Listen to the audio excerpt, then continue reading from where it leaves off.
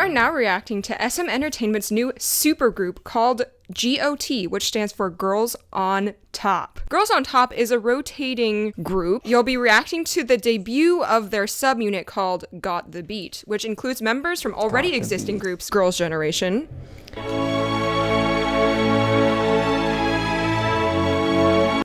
wait, like there's what? Girls' Generation. Who? Taeyeon and Hyo, Red Velvet, aespa, and Boa. Stop!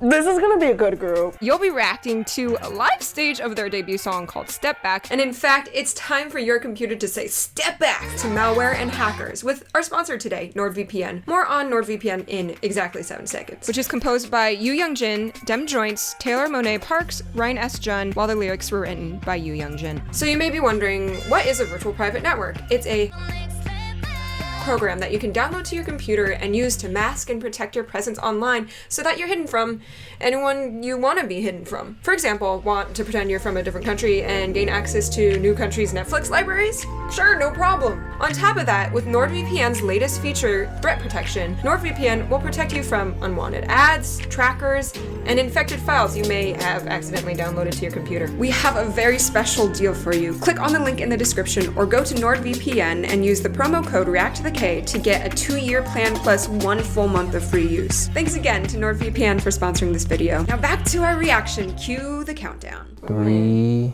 2, 1. Step back! Oh, whoa. This sample. This is Euphoria. This is Euphoria. Gregorian chants. This is Euphoria. Oh. I thought it was gonna be minor, and then it. Oh.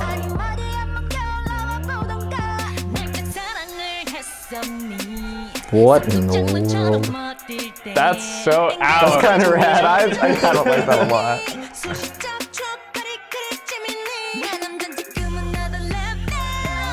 Ooh. Oh, that bass. I'm trying to vibe to it. It's just changing so much. I love it! Oh! That was powerful. Dude, that bass is intense. I like that timbre. There's some vocal constriction, but without the rasp. I love how long the bottom bass note takes to get there. Yeah.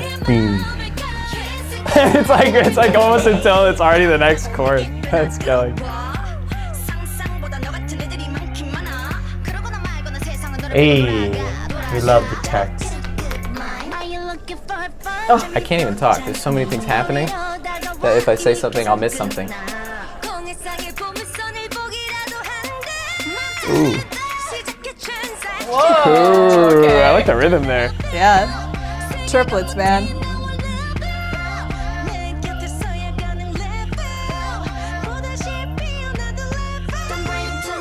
I love how every single one of them just belts that. They're layering a lot. I mean, now the opening sample is back. Like, wow, it's so eerie. Sounds like a Kanye West sample in the back. This producer has written for Kanye West. Wow. There you go, Jason. I either hate it or I love it. I still haven't decided. Oh. Ooh. Of course you got the queen of K-pop doing the bridge, dude. Come on.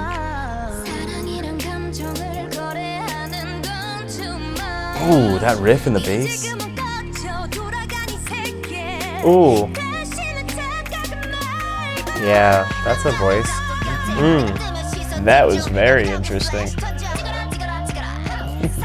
Rhythmic motive coming back. Girls, bring it on. Oh, do we got a yes, dance break? I like this. You know that scene in the Alvin and the Chipmunks sequel where they're like dance battling the chipmunks? No. Okay. It's like the best scene in the whole movie. Oh. Hey. Shit, that's... Sing it. Fire. Wow, this percussion is also very snare heavy. It's almost like marching-esque, like a march-esque.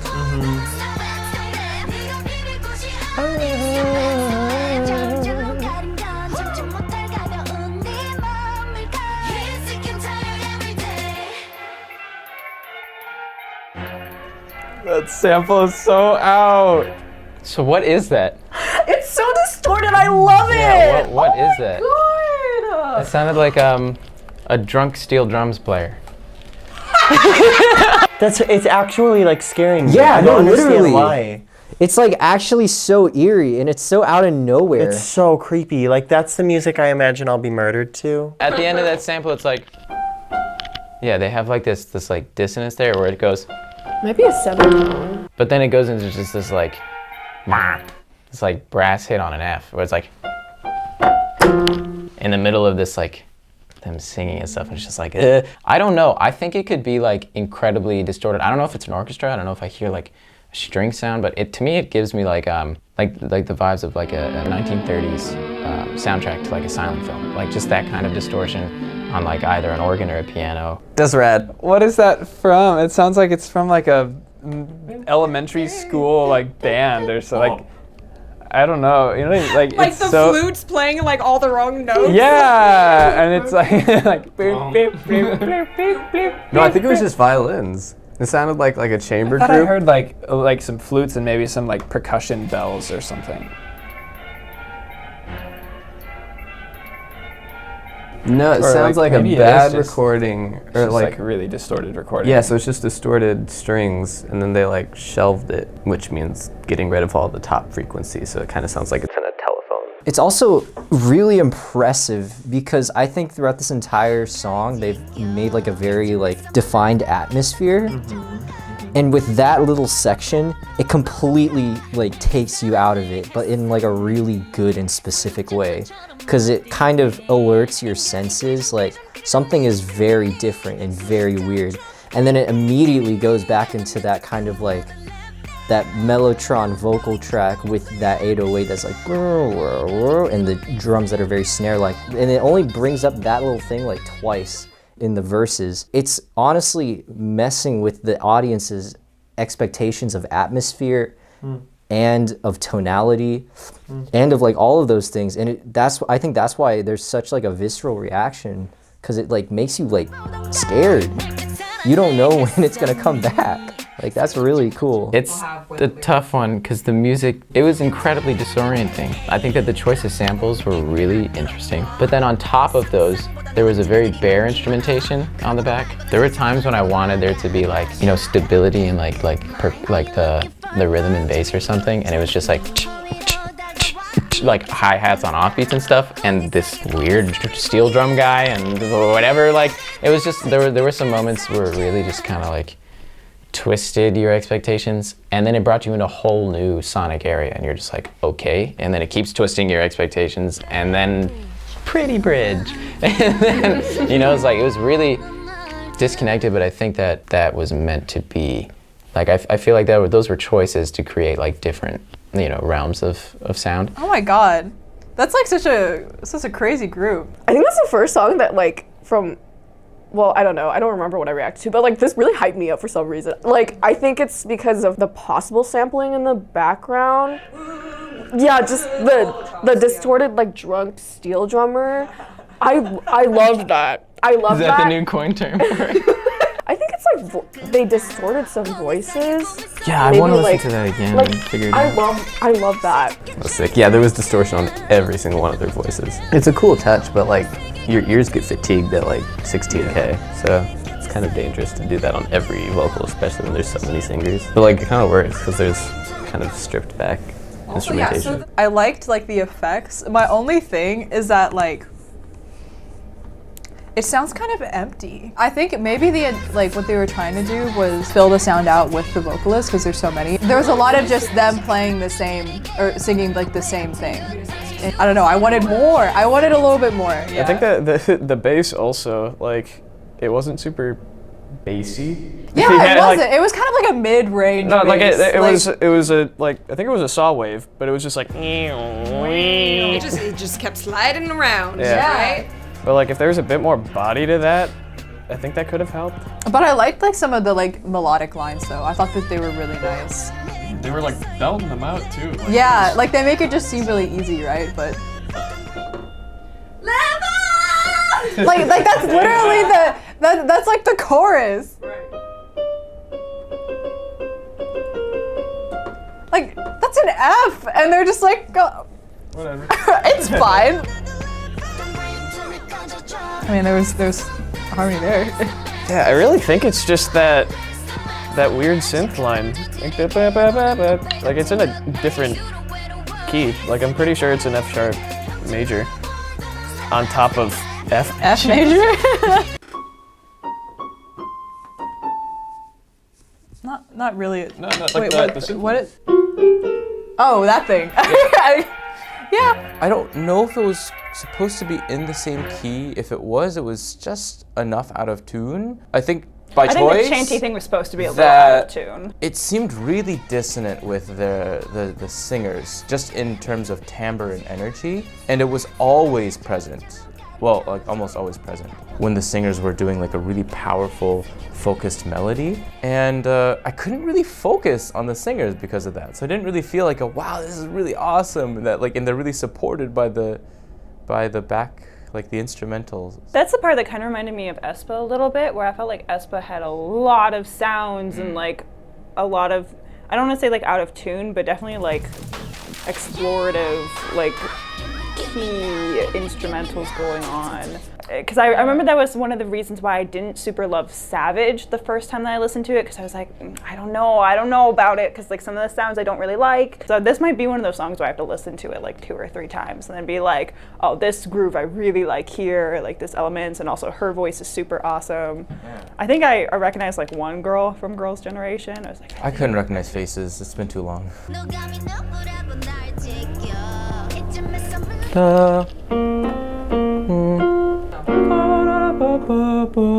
That's like Plagal. Yeah, well, it's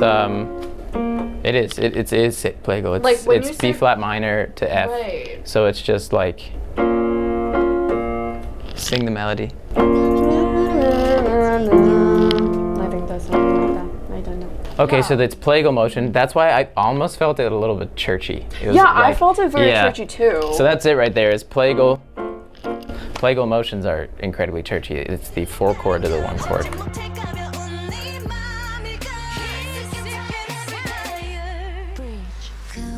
Oh, I forgot about that. I forgot about the bridge. The bridge, yeah. Is this right? Does it go into? Yeah. That's why like the bridge is so appealing, because it's going from this.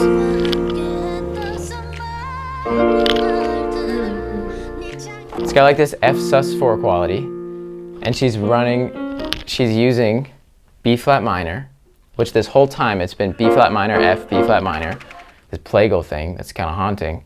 And then randomly when she goes up to like the first end of that phrase, or like the high point of that phrase, it hits and changes from B flat minor to B flat major 7 with that A in there, which completely changes it, which in a sense is like the stereotypical bridge thing to do. Like change it to major and add that 7th and then have those sprinkles on top of like the electric piano and chimes and stuff and glockenspiel. Feels good. Also, yeah, so the point of this song, I believe, is to show off the vocal and dance performance of these women. Do you think they succeeded in doing that through this song? Yeah. The technique, oh my gosh, all of them have such amazing voices. I thought it was really interesting that they really serve as the middle ground of the song, because for the first half of it, I was like, okay, we have a lot of like top sounds or higher timbre and a lot of low. I was like, what's in the middle? But then the voices really start to blend it. The vocals I was mostly drawn to, I think, because of the way they were produced, because they were produced actually really interestingly, and there were lots of moments of where they would kind of take out and put back in some of the effects and like automate stuff. And like I remember the one time we both were like, oh, the vocals are totally dry, reverb cut off. It's a really dope concept of like using reverb as a specific artistic choice at a really specific moment and like cutting it out at specific times to create some kind of effect. And so like I think there were 2 moments that I heard specifically that they cut out the reverb in a little transition section, and it just made the vocals like just suddenly appear in this new space right in front of you. Girls, bring it on. Yeah, that was one. Yeah, she says, "Girls, bring it on," and it's just Dry. Because it helps to think of reverb as like proximity. It Yeah. simulates distance. So when it's like completely dry, it's right up in your face. Whereas like a bunch of reverb, it's like all the way in the back of a concert hall. So like when you play with that, it like really like forces you to listen to whatever the producer chooses is important. yeah, totally just like sucks out like all of the space of the track. It's just like whoosh, you just have this one person right in front of you. It's like, "Girls, bring it on," and then it's like whoosh, it sucks you back right in, spits you out, sucks you in, spits you out.